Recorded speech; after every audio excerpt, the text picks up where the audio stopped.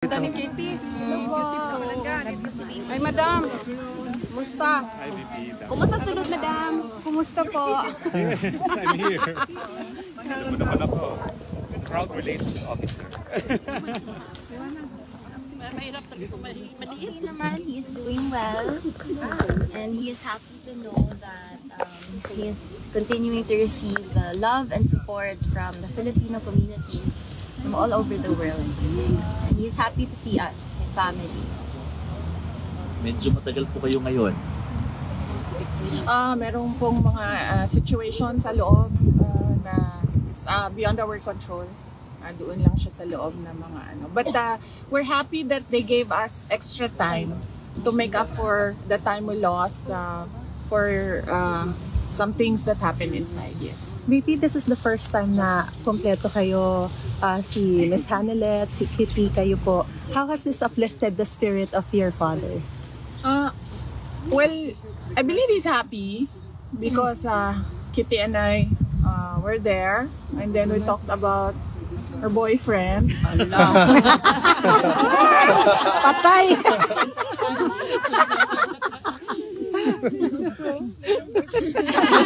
Nag-blush! Thank you. Thank you, ma'am. Bibi, Marlica po. Yes, mama. Kumusta po si PRRD at this point in time? Okay naman siya. Okay siya. Kitty gave him a massage. Wow! And then Kitty, ikaw na magsabi. Well, yung mga na ano siya, na speechless siya sa boyfriend. Hindi ata ready sa Ano sabi ni Daddy? So ayun, I was updating him with the situation with our families, and is happy to hear that we are all doing well, that we are all okay, that we are continuing to pray for him. And ayun, mga positive things lang. We are telling him things that will uplift his spirit and things that will give him strength while he is inside. Nice. May advice pa siya sa'yo? Secret mo. May mga bilin siya. Boyfriend. May mga bilin siya, pero sa sunod na. Secret mo lang. VP, may balak po ba kayo mag-file ng request for hearing on procedural matters prior to the September 23 confirmation of hearing? This is something Confirmation that of charges. yes. Sa legal side, you need to talk to Nicholas Kaufman. So he's the only person that can talk about what they will do with regard to matters inside the ICC. How are you, VP? Pagyapon. Okay lang.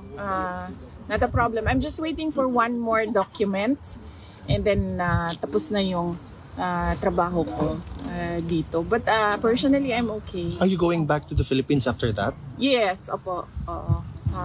Yan na lang yung inaantay, yung document na yan. Tapos pwede na akong umuwi. VP, something personal. Ano po yung reflections mo, ng pamilya, since this thing happened? I'm sure in one of the moments you're thinking of something you could share. Ikaw muna. Or ako muna? Okay, ako muna. Sige. I'm happy. I think I don't have the word right now. I only have happy, but it's the incorrect word to describe it. But blessed. I'm blessed because I gained a sister with what happened to me after the attacks, the confidential funds attacks, the impeachment, and we have a relationship now. I have a relationship with Kitty, and I'm happy now. Sabi ko nga sa kanya, I'm happy that I have a sister kasi meron akong pagagalitan. Growing up, wala akong ganun, but meron ako niyan ngayon. Pinagagalitan na kapatid. And then, I'm happy as well. And this really is ironic. But I have to thank Bongbong Marcos because there was forgiveness between me and PRD for all that has happened in our lives.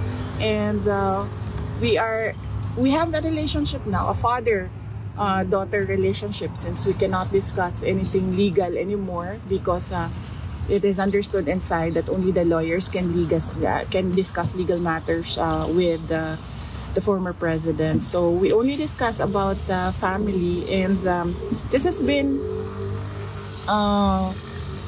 one of the longest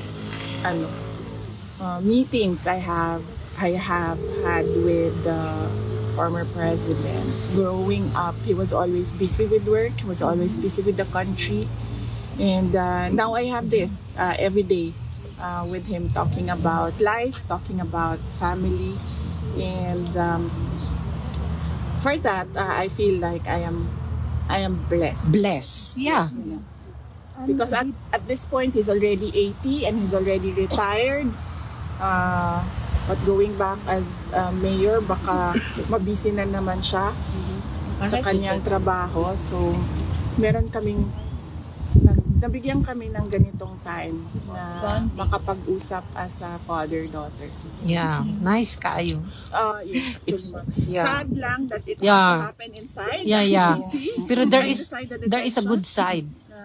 It's blessing. But yes, thank you sa kanya. Happy siya, ma'am? Everyday mo na Yeah. bisita? Oh yes. Yeah. He is really happy to see us. As I have told him, that the family has never been more united, not just with us siblings, but with everyone else in the family. So he's happy to hear that, and not just us, sa mga supporters. Yes. I told him of that. I told him that, especially on his birthday, there were people with speakers. They brought speakers and the microphone. They were singing a happy birthday song to him. He knows that, and he was very happy to hear that. And I told him of all the support everywhere in the world, from everywhere in the Philippines and everywhere in the buffet kit, the buffet for people.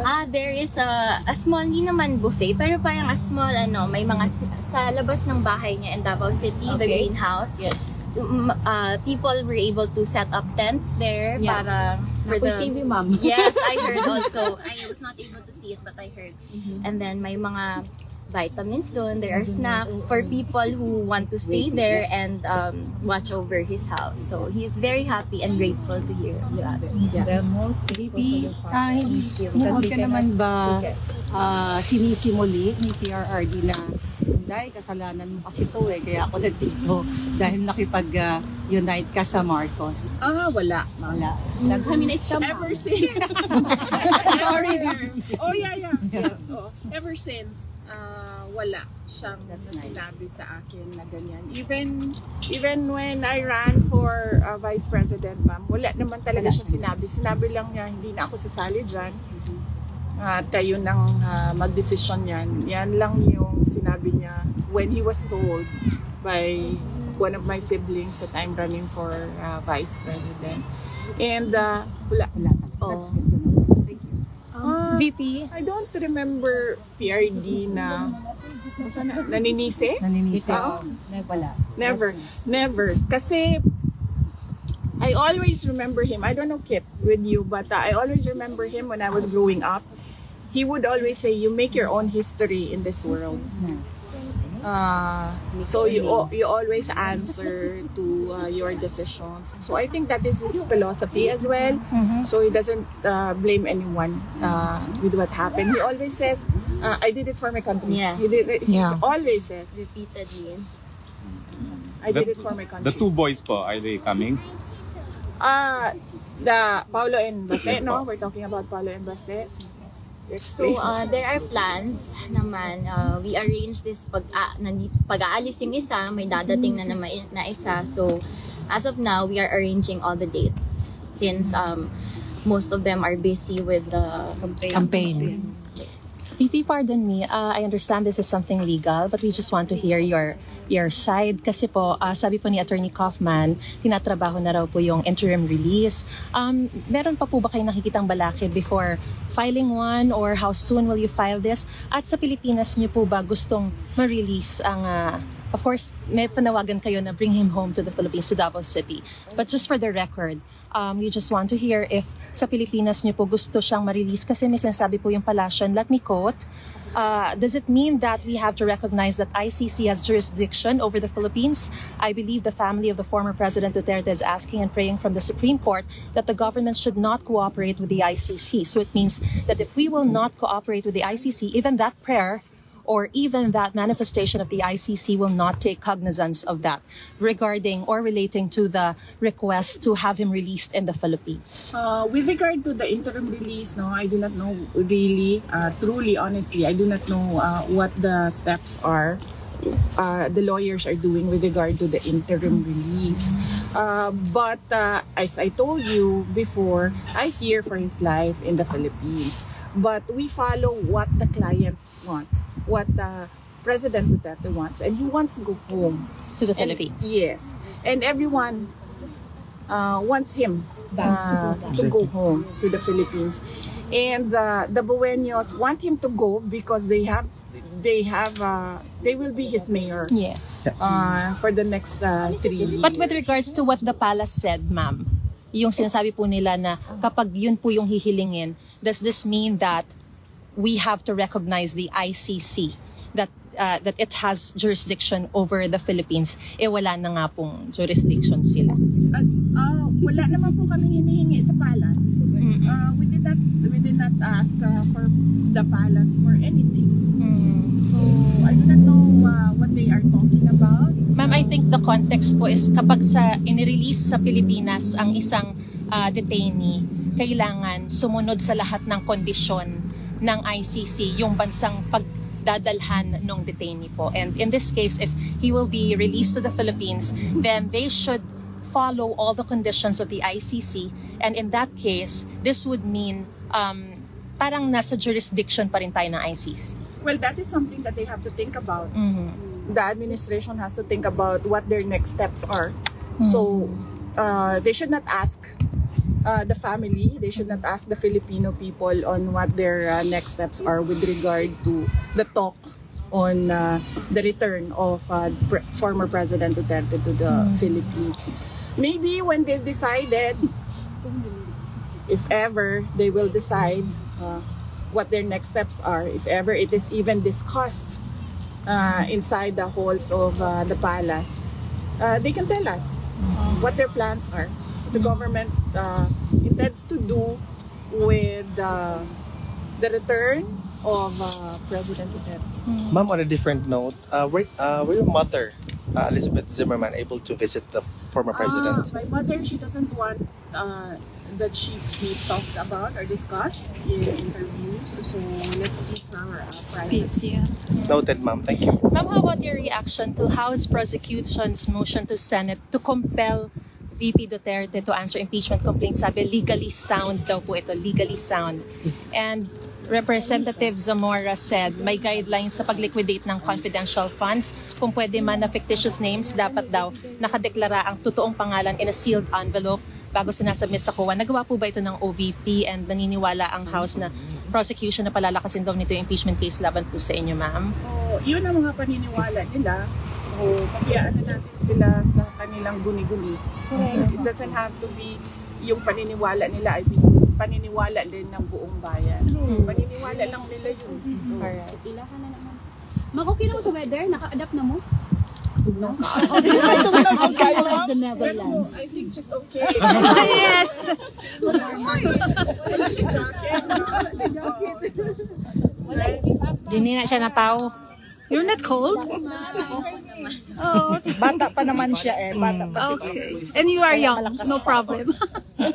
Ma'am, meron po kayong balak na assistant sa mga question mo, Filipinos JB. na aresto sa Qatar while demonstrating for PRRD? Yes, oo. Anong balak? I already endorsed it the moment that I knew about it. I read it in the brief sa Office of the Vice President. I already endorsed to them to reach out through the correct channels on what we can do to assist as an office, the Office of the Vice President. Okay? VP, sorry. VP, may question lang po. VP, sorry, something legal lang po. You said po na you're going home soon. Sa Saturday. Sa Saturday na po, you're going home. May chance po ba na mako-complete na po yung legal team by then? Wala po ako sinabi na uwi ako sa Saturday. Or uwi na po kayo soon? Ayaw pa uli. I said na pag dumating na yung documents, pwede na ako umuwi. Yeah, that's right. And makukompleto na po ba yung legal team by then po? Or nandyan na si Attorney Nicholas Kaufman. The other lawyer, you meet her. I don't wanna reveal her name. Just ask her what her name is. And then there's another one assisting them. So far, they're okay. And they're interviewing other lawyers as we speak. So hopefully, before I leave, that team is already complete. But at the moment, no, it's not complete. pero have you identified na po the Filipino lawyer in the team po? Sino kinakausap po ninyo? We have not identified the Filipino lawyer. And is there a chance po that Attorney Roque will join that team po? I do not know because only the lawyers are talking to each other. So I only talk to the lead counsel, that is Nicholas Kaufman. So he talks to the other lawyers. Ma'am, I have a question. May message po ba si former president sa mga supporters niya right now, or is it still Yes, the same? May message siya para sa supporters. So of course, he just wants to extend his gratitude to all of his supporters from all over the world, and I did it for my country. yeah, that's what he repeatedly says. So he wants the people to know that he did it for his country. He did it for every Filipino all over the world. Ma'am, on another note po, nakita po namin si Ma'am Hanilet at the UKT earlier na tumatakbo. We were really worried if there's something wrong, but the former president is okay so far. I don't know. I did not see them running, so We saw. Okay.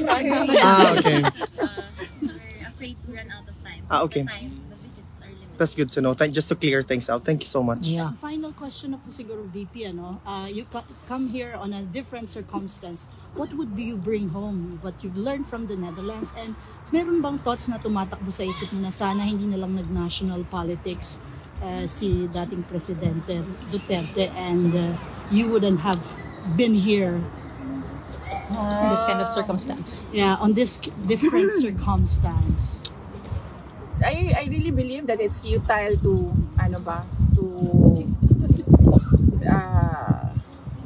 regret decisions made in the past, because I believe that everything happens for a reason. So whatever it is, Baka tayo matumba. Okay, masaya. Yan, Relax na. Okay na, ma'am. Okay, relax. whatever it is that happened in the past, I think we should just learn from it and then move forward.